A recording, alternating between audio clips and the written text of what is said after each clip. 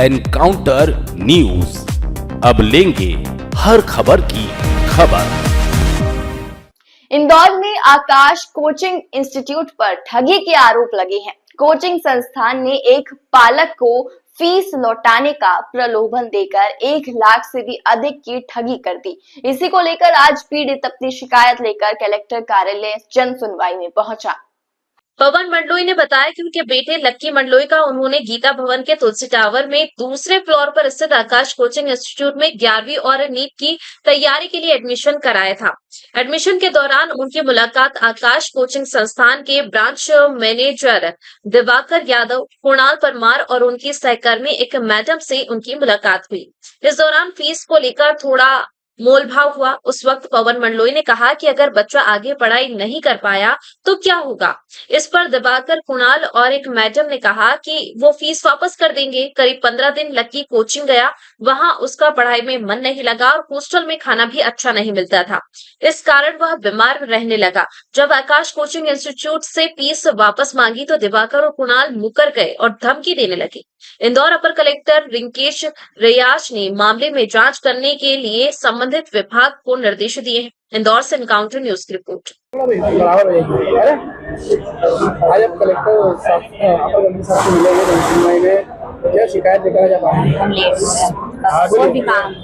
Sir, मैंने आकाश coaching में मेरे बच्चे का एडमिशन करवाया था। आकाश कोचिंग जो गीता भवन चौराहे पे तुलसी टावर में दूसरी मंजिल पे स्थित है, वहाँ पे मैंने नीट और 11th की तैयारी के लिए मैंने बच्चे का एडमिशन करवाया था। एडमिशन के दौरान वहाँ के ब्रांच मैनेजर दिवाकर यादव, एक साक्षी मैडम है और एक कुणाल परमार, ये 3 लोगों से मेरी मुलाकात हुई। पूरी फीस की बार्गेनिंग हुई। शुरू में 1,80,000 बताया मुझे, उसके बाद बार्गेनिंग करते करते 1,30,000 पाए। मुझे पूरा पेमेंट जमा करने के लिए कहा, मैंने असमर्थता जताई। तब उन्होंने एक बजाज फाइनेंस के फाइनेंसर को लाके मेरे सामने खड़ा किया, मुझे सलाह दी कि इससे आप फाइनेंस करवा लो। मैंने मना करा।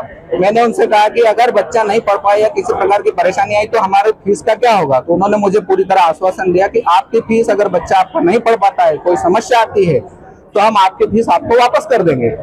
और 8 दिन 15 दिन मेरा बच्चा कोचिंग गया, लगभग 8 से 15 दिन। उसके बाद बच्चा डिप्रेशन में आने लगा, हॉस्टल में खाना अच्छा नहीं मिलने लगा, वो बीमार रहने लगा बच्चा।